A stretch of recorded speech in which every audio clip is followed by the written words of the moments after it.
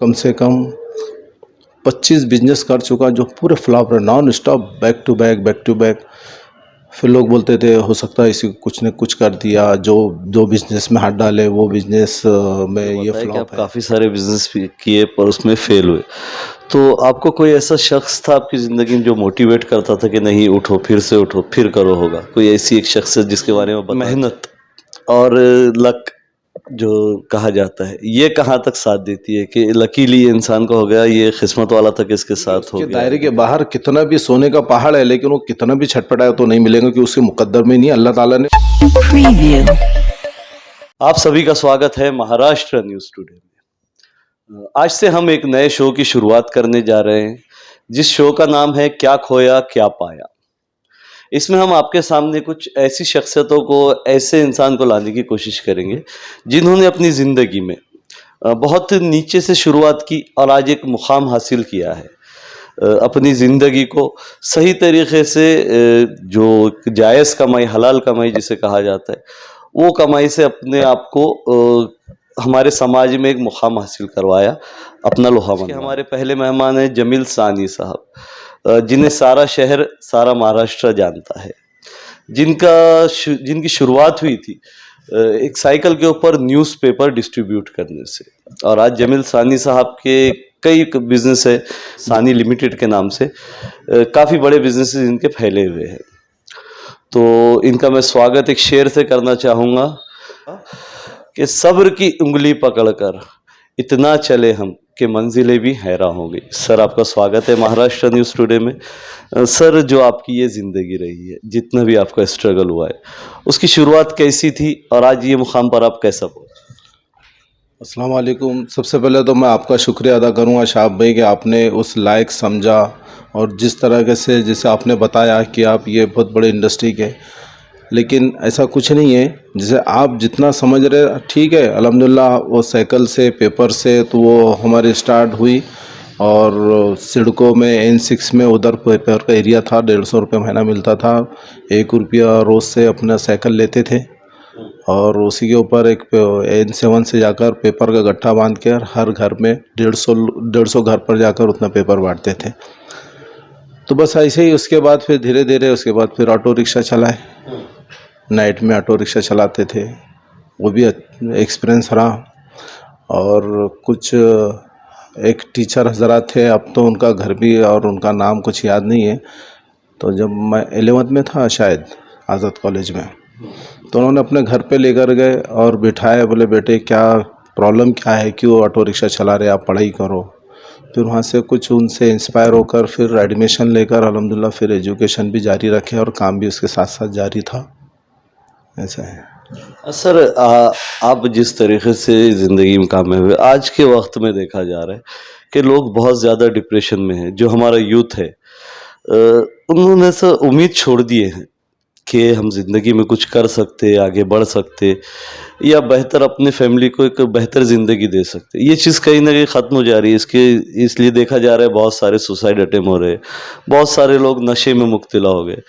तो उनको आप एक मोटिवेट करने के लिए क्या मैसेज देंगे कि वो ज़िंदगी में कामयाब हो सकते हैं? वो भी बिल्कुल, क्यों नहीं हो सकते, बिल्कुल हो सकते हैं। जिसका ईमान कमज़ोर है, यकीन नहीं है, अल्लाह की ज़ात पे यकीन रखकर और अच्छी नीयत से और ईमानदारी से काम करने की कोशिश करने पर अल्लाह ताला ज़रूर कामयाबी देते हैं। लेकिन प्रॉब्लम यह है कि ये सब टीवी, मोबाइल, इसके ऊपर देखने से क्या हो गया है कि हर कोई चाहता है कि कम टाइम में ज़्यादा पैसा कमाए।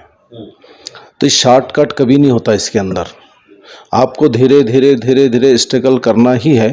अब हम जैसे एजुकेशन हो गया, ग्रेजुएट हो गया, अब वो ग्रेजुएट होने के बाद ना वो कपड़े की दुकान पे काम कर सकता, ना वो ऑटो रिक्शा चला सकता, ना सब्ज़ी बेच सकता। प्रॉब्लम उनकी है। तो हमारा माइंड सेट रहना चाहिए, चाहे हमारा एजुकेशन चाहे कुछ भी हो, लेकिन हम वो काम करें जो हम कर सकते हैं। ये नहीं कि समाज क्या सोचेगा, लोग क्या सोचेंगे कि ये ऑटो रिक्शा चला रहा है, ये गाड़ी लगा रहा है, ये छोटी दुकान खोल के बैठा है। ये जब जब ऐसा जिस किसी ने भी सोचा, अब एजुकेटेड बच्चा यही सोचता है कि मुझे ऐसी जॉब मिले, बिल्कुल एसी में आरामदेह, ज़्यादा सैलरी हो। उसके चक्कर में उसको, अब जॉब का तो आपको सबको पता है कि जॉब कितनी मुश्किल से अभी मिल रही है। लॉकडाउन के बाद, नोटबंदी के बाद तो कई जॉब चली गई। तो हम मेहनती रहे तो इंशाअल्लाह अल्लाह ताला बिल्कुल उसको कामयाब करेंगे। और अधूरा बजट और अधूरा नॉलेज ये बहुत इंसान के लिए नुकसानदेह है। कोई भी काम करें तो एक तो उसका फुल नॉलेज हो या फिर फुल बजट हो, क्योंकि कई बच्चे ऐसे हैं कि छोटा सा कहीं से मालूमात लेते, कारोबार शुरू कर देते, ज़िद करके माँ बाप को उसमें पैसा सा डालते, लेकिन कामयाब नहीं हो पाते वो। तो मैं चाहूँगा कि जो भी काम करना है, काम करने से पहले उसकी 6 महीने, 8 महीने, 1 साल स्टडी करें और उसके बाद ही काम स्टार्ट करें। अच्छा सर, जो आपका ये सफ़र रहा है एक पेपर बाँटने से, किराए की साइकिल पे से आज आप जो ये लग्ज़री लाइफ़ जी रहे हैं, जितना आपने कमा लिया है, तो इसमें आपको ऐसा कौन-सा वक़्त रहा जहाँ पे आप नाउम्मीद हुए? मतलब कुछ ऐसा वक़्त आया क्या कि अब नहीं होगा मेरे से, बस नाउम्मीद हो गए, बस ख़त्म हो गया सब? जी, जब पेपर बाँटते थे हम, तो पेपर बाँटते-बाँटते जब सुबह-सुबह साइकिल पे आते थे, सबका देखते थे कि इसकी फैब्रिकेशन की दुकान, किसी के हार्डवेयर की दुकान, किसी का किराना दुकान। तो बस एक ही ख़्याल आता था कि अपना ऐसा कौन-सा काम रहेगा जो हम दिन भर बिज़ी हो जाएँगे और हमारा भी एक अपना कारोबार रहेगा। तो लोगों को देख-देख के बहुत बहुत कोशिश किए, फिर पोल्ट्री फार्म भी डाले, उसमें भी फ्लॉप रहे। कम से कम और अपने जो छोटे बच्चे की पेप्सी है वो उसका भी कारखाना डाले, उसमें भी कुछ दिन चलाए, फिर वो भी बंद हो गया। किराना दुकान भी खोले, अपना नमकीन का कारखाना भी खोले, खुद लाके खुद हाथ से फ्राई करके घर पे वो भी पैकिंग करके बेचे। लेकिन वो भी इस पे से एक बात समझ में आ गई कि आप सिर्फ मेहनत और मेहनत और मेहनत करते रहिए, कामयाबी देना अल्लाह के हाथ में। हमारा कुछ नहीं है, ना हमारी होशियारी, ना हमारा एजुकेशन, ना हमारी मेहनत, ये सब बेकार है। ये तो करना ज़रूरी है, लेकिन कामयाबी तभी मिलेंगी जब अल्लाह चाहेंगे। क्योंकि हम कम से कम 25 बिजनेस कर चुका जो पूरे फ्लॉप रहे, non stop, back to back, back to back. फिर लोग बोलते थे हो सकता है इसी को कुछ न कुछ कर दिया, जो बिज़नेस में हाथ डाले वो बिज़नेस में ये फ्लॉप है। ये सारी फालतू की चीज़ें हैं। रिस्क देने वाले अल्लाह है, अच्छा भी करेंगे अल्लाह, बुरा भी करेंगे अल्लाह। तो स्टार्ट में जब फ्लॉप होते थे तो घर वालों को लगता है कि दोस्तों को, किसी मौलाना को बताओ, कुछ पढ़ फूक के लाओ, किसी ने कुछ कर दिया, सोना पकड़े तो मिट्टी हो गया। तो ऐसा कुछ नहीं रहता, बस एक वक्त है, आप मेहनत करते रहिए, वक्त आएगा इंशाल्लाह अल्लाह ताला आपको नवाजेंगे। जो एक अल्फ़ाज़ अक्सर दोहराया जाता है कि वक्त है, गुज़र जाएगा। सर, इसमें देखा जा रहा है कि एक नशा जो हमारे पास बहुत आम हो गया है, जो यूथ है नाकामयाब होने की वजह से उसके अंदर ज़्यादा मुब्तला हो रहे हैं, तो उनका आप एक क्या मैसेज? उनके लिए ये मैसेज देंगे, जैसे अभी बताया है कि बस नाउम्मीद नहीं होना चाहिए किसी पे। नाउम्मीद कुफ्र है, और एक उम्मीद के साथ, एक मेहनत के साथ, एक लगन से आप सिर्फ करते रहिए।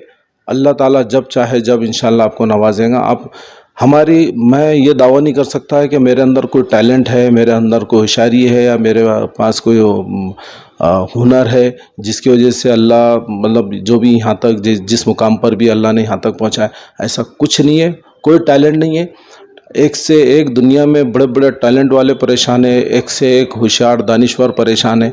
तो पैसे का और नवाजने का टैलेंट से, एजुकेशन से, मेहनत से, ईमानदारी से, बेईमानी से कोई लेना देना नहीं है। हाँ, सिर्फ आप हक हलाल की कमाई, आपकी नीयत अच्छी रखो और मेहनत करते रहो। अल्लाह ताला जब चाहे जब आपको नवाजेगा। लेकिन मायूस मत हो। मायूस होकर आप डिप्रेशन में जाके फिर नशा करेंगे, और नशे से ये कोई सोल्यूशन नहीं है, इस सिवाय बर्बादी के। आप खुद अकेले बर्बाद नहीं, आपकी पूरी फैमिली, आपका समाज बर्बाद होगा इससे।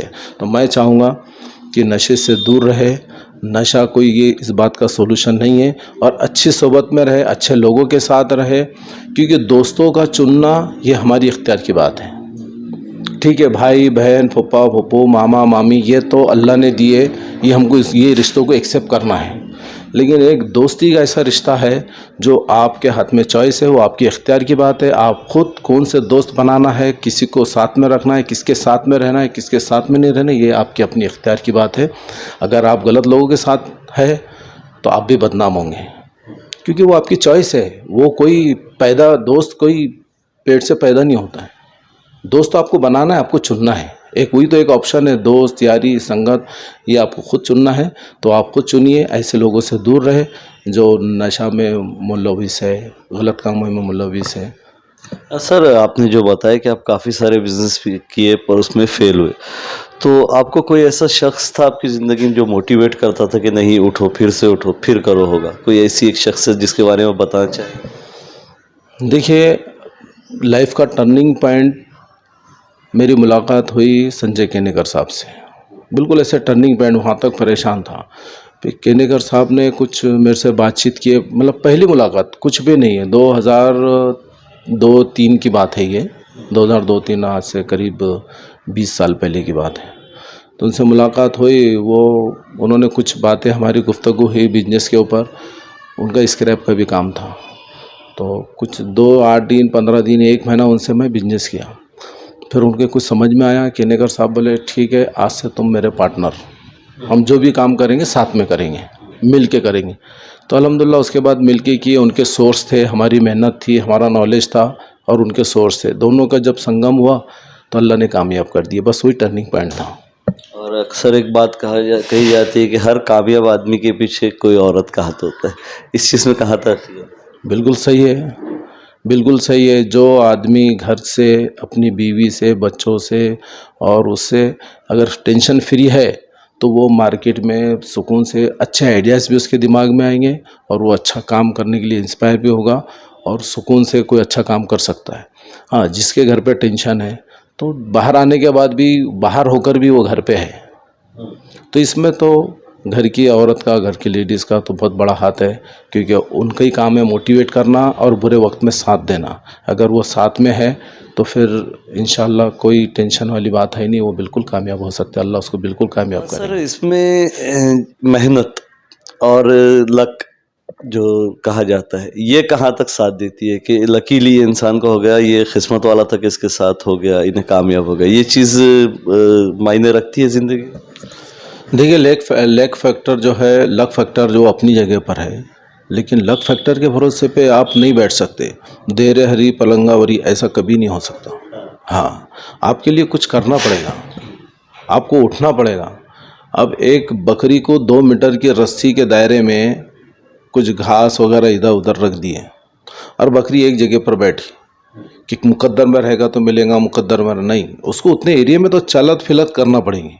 हाँ ठीक है, उसके दायरे के बाहर कितना भी सोने का पहाड़ है, लेकिन वो कितना भी छटपटाए तो नहीं मिलेगा, कि उसके मुकद्दर में नहीं। अल्लाह ताला ने उसके एक सर्कल, दायरा बना दिए, जगह जगह पे उसके मुकद्दर में वो चीज़ें रखी, लेकिन उसको उठना पड़ेगा, मेहनत करना पड़ेगी, वहाँ तक पहुँचना पड़ेगा।